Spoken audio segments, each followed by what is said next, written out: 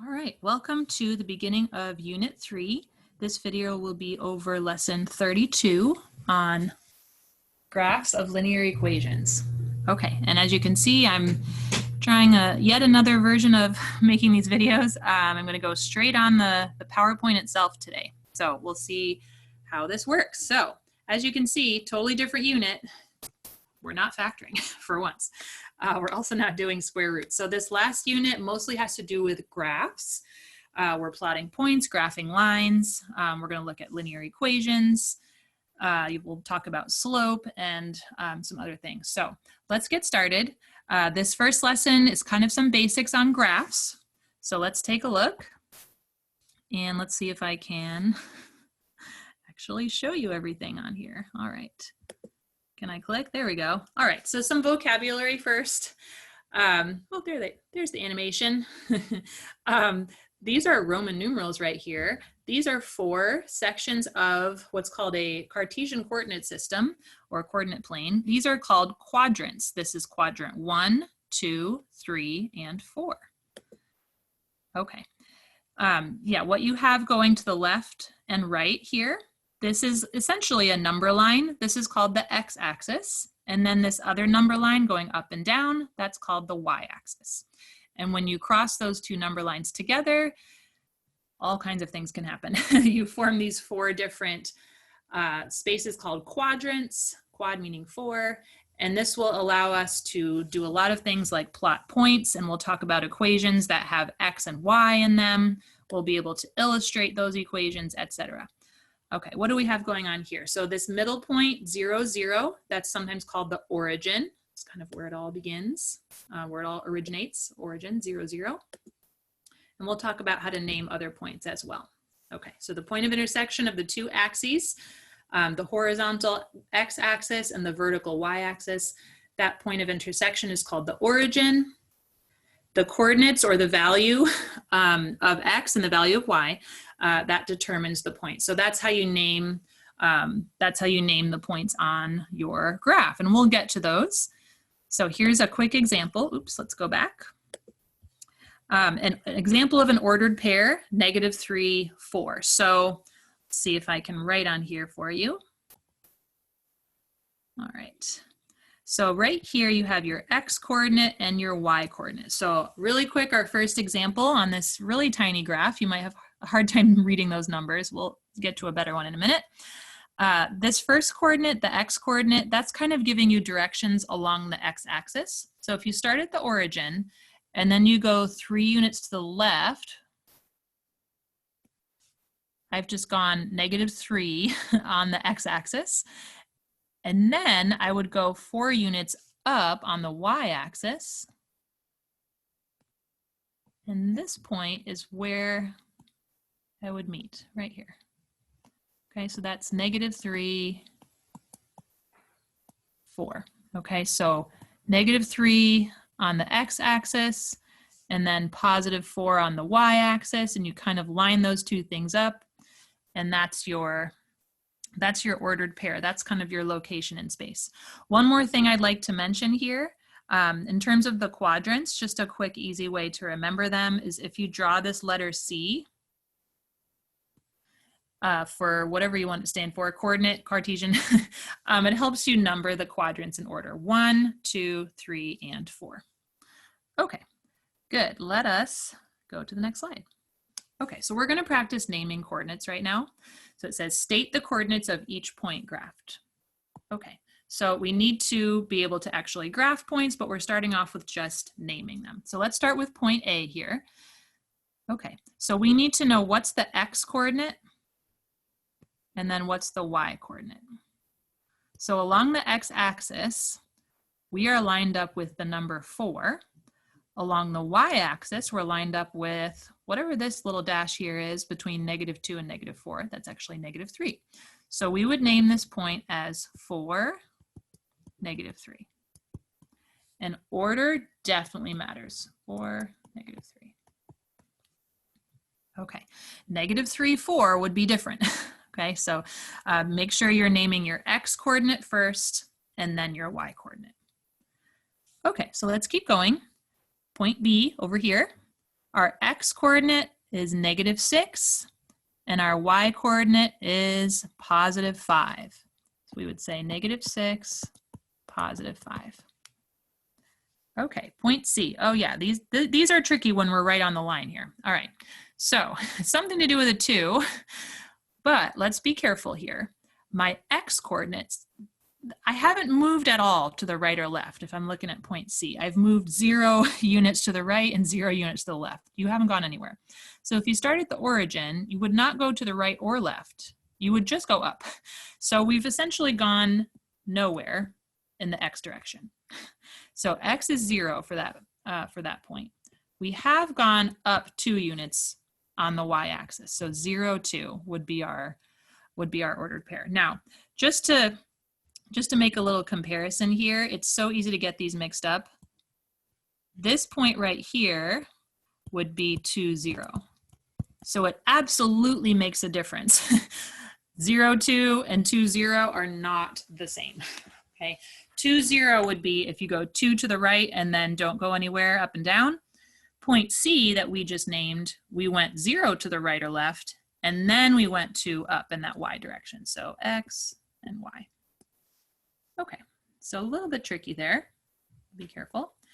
We'll keep going now. Here's point D. Let's see, it looks like we're over here in, this is quadrant 3, by the way. 1, 2, 3, and 4. Just label those for fun. Let's see, everything in quadrant 3, everything's negative over here. So it looks like we've gone 4 units to the left on the x-axis, and then we've also gone 4 units down on the y-axis. So both of the coordinates are the same, -4, 4. Okay, a couple more to do. Here's another one along one of the axes. This is point E. Let's see, it looks like we've gone 5 units to the right and then nothing. Nothing up or down. So we went 5 units in that x direction, and then we didn't go up or down at all. So this would be 5, 0. Okay, so notice that when we're on one of the axes, when we're on the x-axis or we're on the y-axis, 0 will be one of your coordinates. Just notice that. We have one more point to name here. This is point F. Looks like we've gone 6 units to the right and 3 units up. So that would be 6, 3. Okay, good. So notice how we're always naming the x coordinate first before the y coordinate. All right, good. Okay, so now that we know how to name points, now we're going to practice actually plotting them. Okay, on your homework on MyLabs Plus, you might have to actually click on this black dot and kind of drag it where you want it to go. I might do a separate demonstration using MyLabs Plus at another time. So just be aware that it might be just a little tricky, but you can figure it out. It'll be okay. So you might have to click on the dot and then drag it, or you might be able to just point to where you want it to go. Okay, so let's take a look. Point A, that would be 3, 5. So 3 would be in the x direction, and then 5 would be in the y direction. So we'll start over here at 3 on the x-axis, and then we'll go up to 5 on the y-axis. Where do those two meet? There we go, right here. That would be point A. Okay, so 3 units to the right, 5 units up. So that's your x and your y. Okay, good. Now we have a few more to do here. Okay, point B. So -2, 0. Okay, -2 is our x coordinate, so we'll be going to -2 on the x-axis. Okay, and then we'll go nowhere. We're going to go 0 units up and down. So right here, we're right on the x-axis. That's point B. Okay, so we're on the x-axis. Okay, now point C, kind of the opposite situation in a way. This time, instead of being on the x-axis, we're going to be on the y-axis. Okay, so wait a second. What's happening with this fraction? Now, you might have noticed on the graph, there's more boxes than you might expect. So remember when we went to 3, 5? That wasn't 3 boxes away from the or 3 units away from the origin, like you might expect, it kind of feels like it's 6 units away. Essentially, the scale has been changed here. So each of these little units is equal to half. Okay, so how is that going to help us? Well, if you see a fraction, don't panic. In a way, the fact that you're doing this online is actually easier than doing it by hand, because when you click, you'll be able to click exactly where you need to. You don't need to estimate. So let's figure out, what is this number?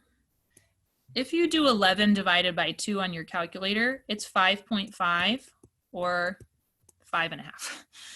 Okay, so what we're going to be doing is we're going to be finding 5.5. Now, where is that? Well, it's halfway between 5 and 6. It's right here.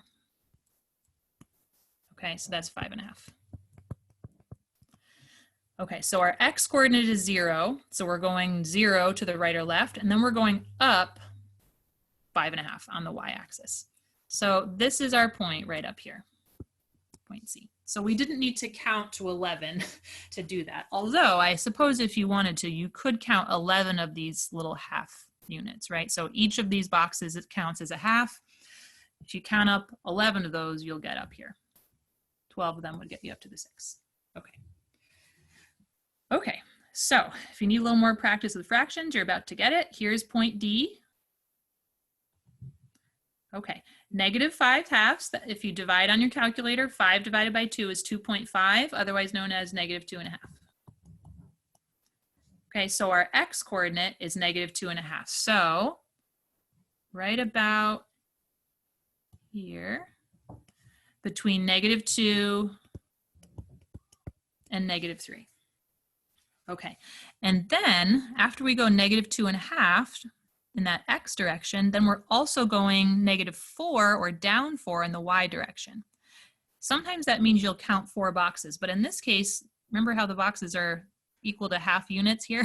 Just find the number -4. Okay, here it is. So I'm just going to line these up a little bit. There we are. So that's the location in space that we're finding. So -2.5, we went -2.5 to the left over here, and then we went down 4. So that's our 4th point, point D.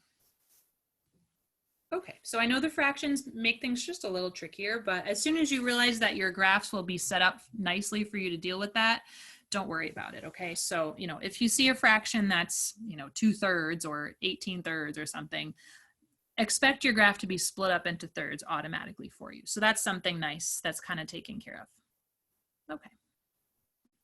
Good. All right. So we've seen some basics with graphs. And now we're going to look at some equations. All right. So what is a linear equation? A linear equation in 2 variables is an equation that can be written like this. So ax plus by equals c. In other words, it has x and y. A, B, and C are just numbers. Okay, you've seen these before. It's maybe been a while. In your beginning algebra, or I should say intermediate algebra part 1, you had a section on formulas where you were solving for a variable. We're going to be doing that again. We're going to be doing a lot of solving for y eventually. What we're starting off with, though, is taking ordered pairs. We just dealt with ordered pairs, x and y. And we're going to be checking to see if an ordered pair is a solution to an equation. Now, an equation with 2 variables will have lots of solutions. Okay, so there's going to be many, many points that could possibly work. All those many points form a line. We'll get to that.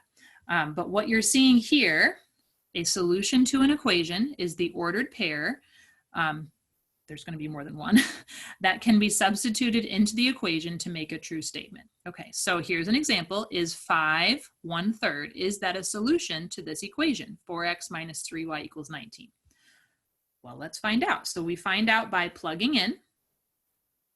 Okay, so what are we plugging in? Let's take a look here. Okay, oops, go back. Sorry about that. Okay. So this is x and y. Okay, so we're plugging 5 in for x right here. And then we're plugging 1/3 in for y. And then we're simplifying. 4 times 5 is 20.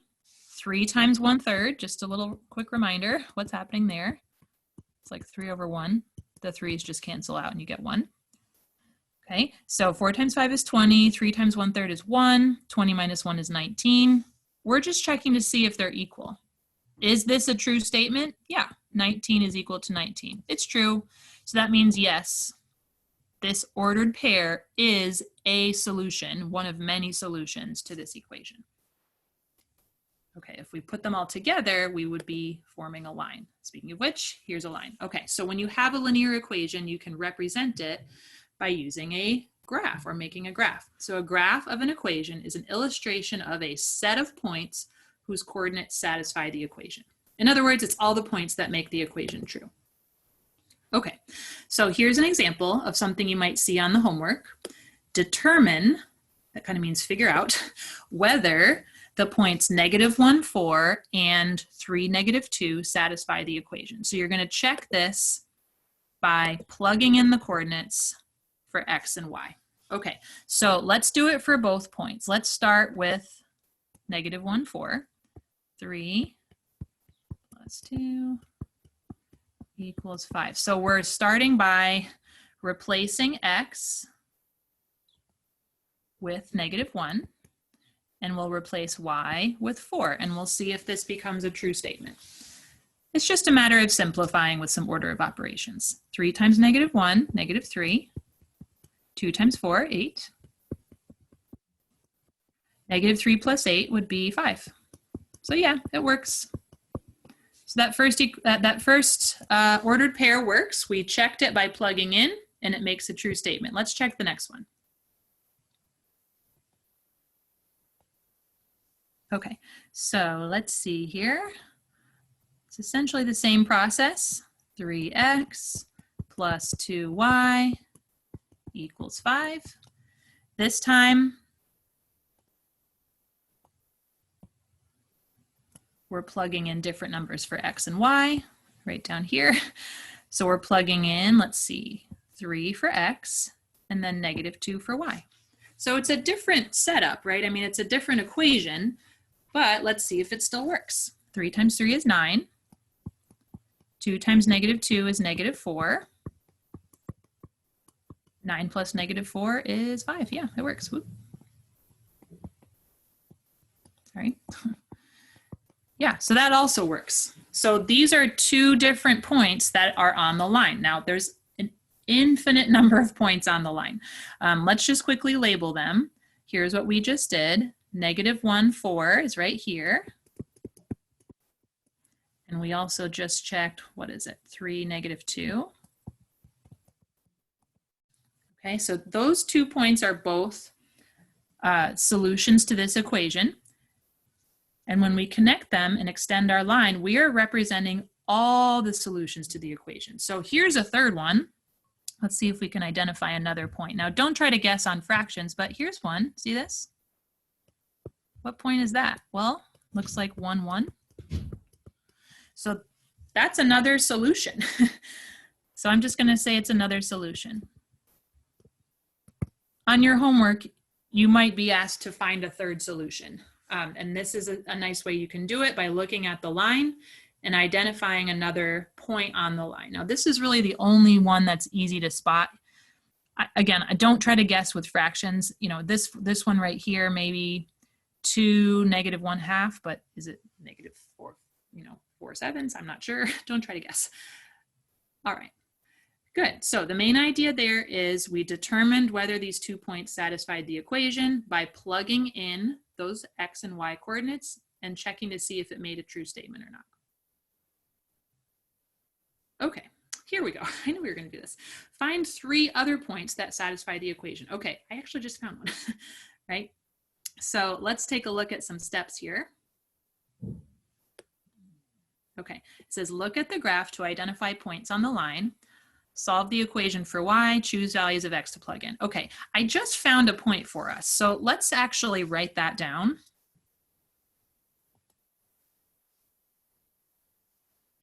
The point was 1, 1. Okay, that was actually another point that we found. That was just right on the line.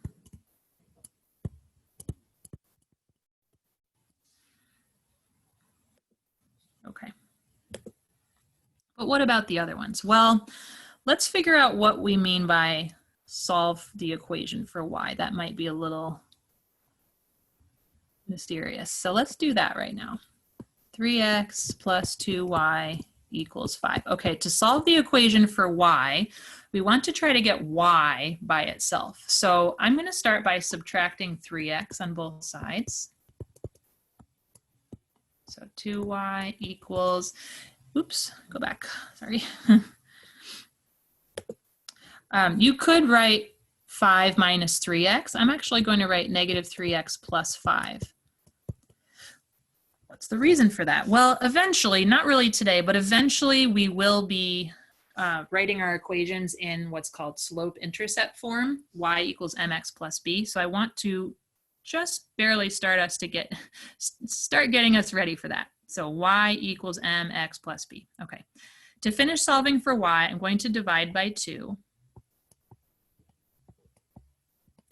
Now, you might have seen something like this where you divide the entire right side by 2, like one giant fraction. I'm going to prefer it to be in separate fractions like this. And again, it's getting us ready for y equals mx plus b. Okay, it looks worse now, right? You don't like it as much. Yeah, if that's how you feel, I'm with you. But when we solve for y, this allows us to plug a number in for x, and then our answer for y kind of pops out a little bit faster. So let's try plugging in 0. That's usually a safe option. Maybe. Let's see. Okay. Y equals negative 3 halves times 0 plus 5 halves. Okay. Well, anything times 0 is 0. 0 plus 5 halves is 5 halves. So when x is 0, y is 5 halves, or 2.5. Now I'm going to quickly go back to the previous slide. You can kind of see that right here. That's another point on the line. 0, 5 halves. Or 0, 2.5. Now I told you not to guess, but we didn't guess. We solved for, we plugged in 0 for x and we solved for y. Okay. Good. Now this table has quite a few slots on it. The other 2 points that we just found earlier, let's see, -1, 4, and 3, -2. Let's just plug in -1. Now we should get 4. Let's find out what happens. Okay, so I'm going to squeeze it in up here. Y equals negative 3 halves times -1 plus 5 halves. Okay, so when I plug in -1 for x, what's going to happen? Let's see. Now, if I put this over 1 and I multiply these together, negative times negative is positive. 3 times 1 is 3, 3 over 2. It would become positive 3 over 2. And then 3 over 2 plus 5 over 2 is 8 over 2, which that's just 4. Which, again, matches what we already knew, right? We already knew that -1, 4 was on the line. Okay, now I've given us maybe more spaces than we necessarily need. I know it does say find 3 other points. I feel like I'm good with what we have here. The other point that we had, let's see, was 3, -2, right?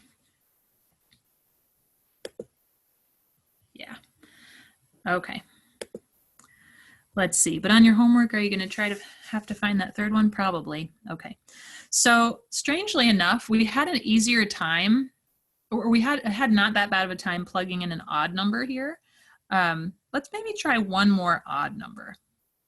1, -1, 3. Let's try -3. Let's see if I can squeeze it in down here.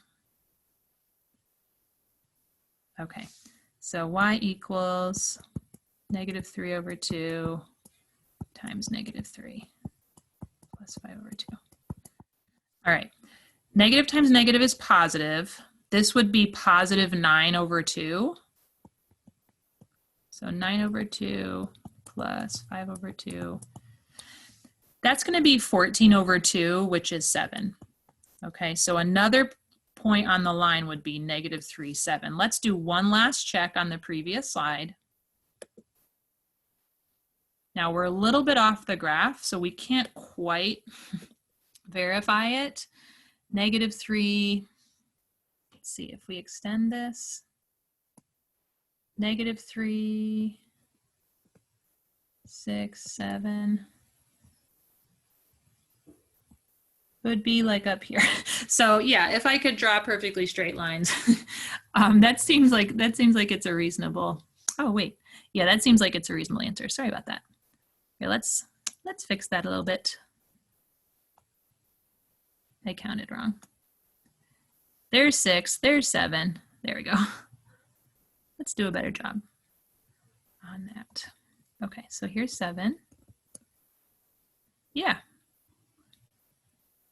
Seems like that would be on the line. Now, again, I'm not trying to guess here, but you know, that's why we're kind of using this combination of we're looking at a graph, but we're also using an equation to get exact answers. Okay, now I know it's a bit of a mess on here right now. The main thing I want you to get from this is you can take an equation and solve it for y, and then you can pretty much just use it as a formula that you plug into as many times as you need to. You can just plug in pretty much anything you want for x, and then you get an answer for y. And if you're wondering, what am I supposed to plug in for x? The answer is honestly anything. If you don't know where to start, 0 is always a good place to start, as well as 1, -1. If those numbers aren't giving you nice results, you can try 2 and -2, 3 and -3. Just kind of stick around 0. And kind of go from there. And we'll do some more as well. Okay, now we're going to actually make our own graph of a line. Okay, so we have some steps. The first thing we want to do is solve for y. In number 1, it's already solved for y. Okay, so what we're going to do is just start plugging numbers in for x. Now I'm going to do one additional thing on number 1, which is I'm just going to reorganize or reorder a little bit. Y equals -3x plus 4.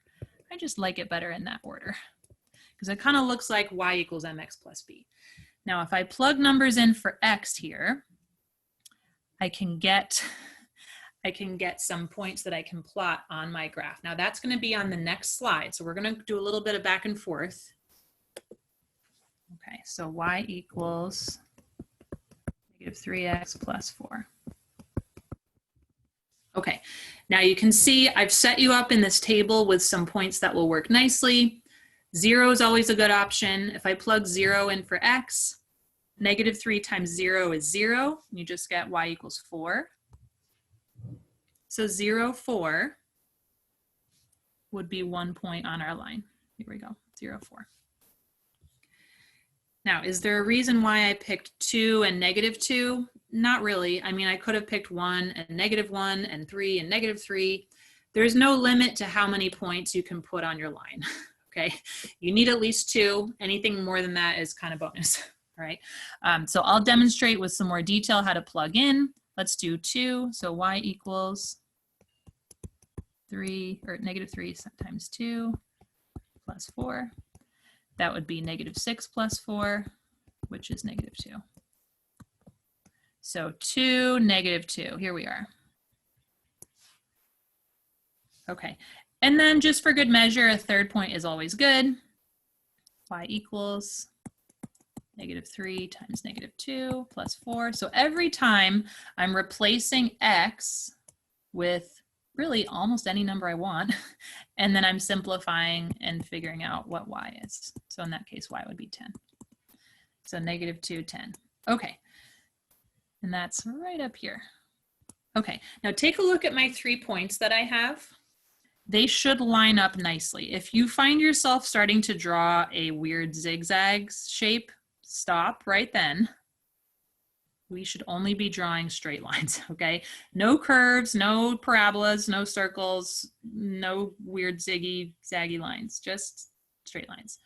So if one of your points is kind of off by itself somewhere else, stop and check your work. So, you know, if you got -10 instead of +10 and you're way down here, don't draw a triangle or anything strange like that, okay?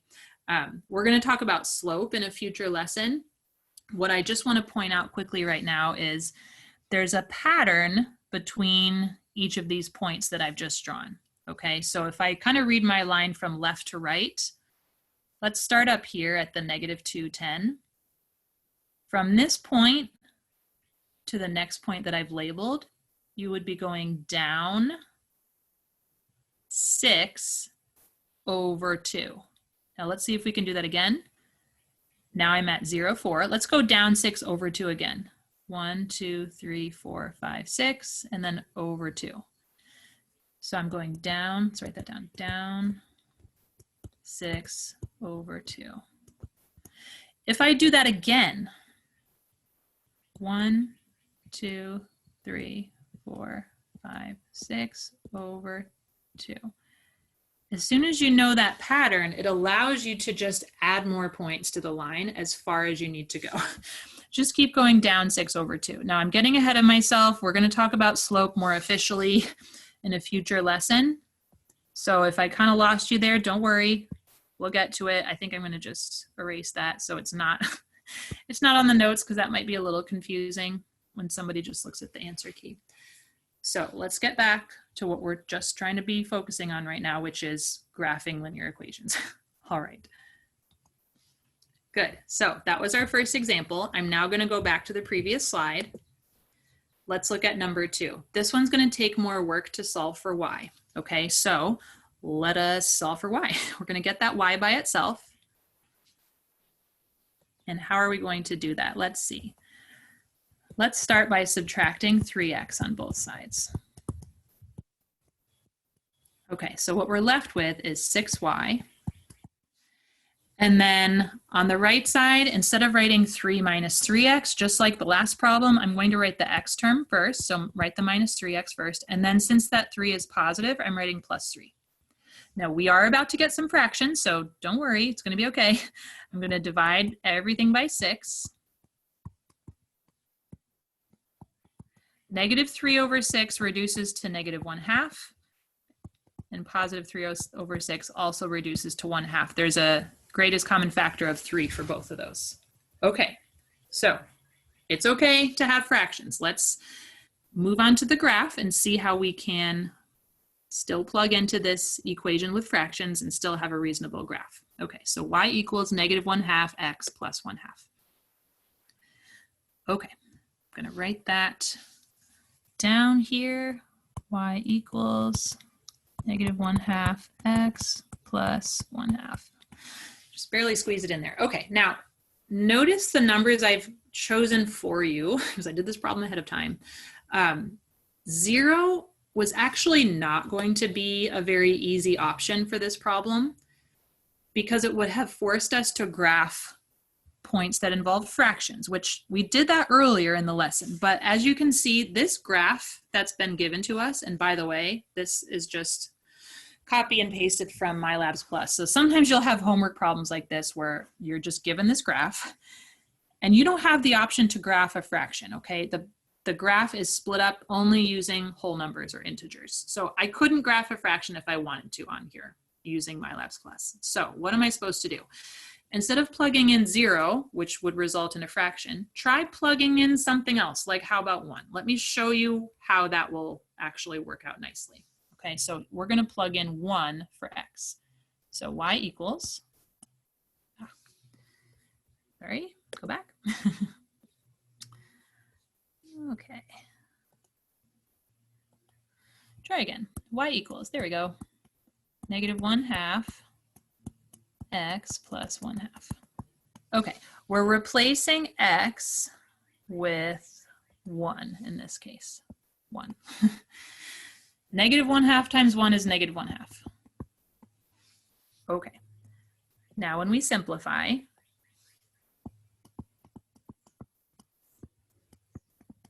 y equals -1/2 plus 1/2 is actually 0. So when x is 1, y is 0. So 1, 0 is one of the points on our graph. There it is. Let's do the same thing with 3. Okay, now I'm going, because we're a little short on space here, I am going to erase the 1 and just put a 3.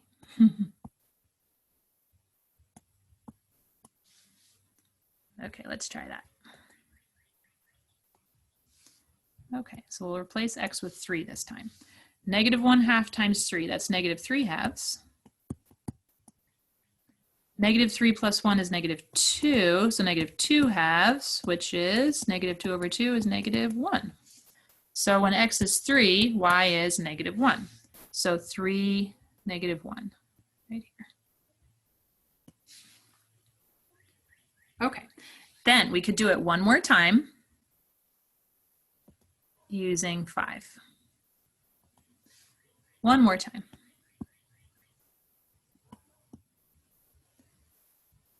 This time we will replace x with 5. And I'll just tell you right now, we're going to get one more nice number. Okay, so -1/2 times 5 is -5/2. -5/2 plus 1/2, that's -4/2. -4/2 is -2. Okay, so 5 -2 is right here. Okay, you can see my points are fairly close together right now. So I'm going to be careful as I sketch my line. Now, that right there is not a final answer. I really want to add more points, honestly. So I'm going to just mention slope again, even though we haven't officially learned about it. Notice the pattern with these points. Between each of these points, we're kind of going down 1/2, down 1/2. Let's just keep doing that. Down 1/2. Oops. Down 1/2 again. It's kind of giving me a little guideline. And if I reverse the process, instead of going down 1, I could go up 1 and kind of back 2. So you can kind of follow the pattern. Sort of just notice how the points are spaced out from each other. And by the way, maybe use a ruler so your lines are a little straighter. But you know what? I'm not going to collect any paper from you because we're all working at home on screens. So you strangely just get to learn how to graph on screens. But being able to graph by hand is also a good skill to have. So, all right. The main idea from these is we had linear equations. We solved for y. We replaced x with several different numbers. Each time we replaced x with a number, we got a corresponding y number or y value. So each x coordinate has a matching y coordinate. Okay.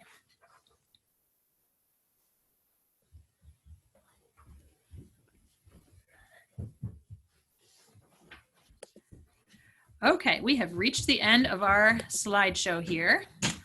All right, so that's the end of lesson 32. Now in our syllabus, I was going to have a week where we were doing, instead of one lesson every day, we were gonna do, I was somehow gonna try to cram 3 lessons into 2 days. So just be aware as you're watching this week, lesson 32, 33, and 34 is our goal for what we're covering this week. So just be aware of those lessons being available to you as well as the due dates. So this is lesson 32. I will end the video here.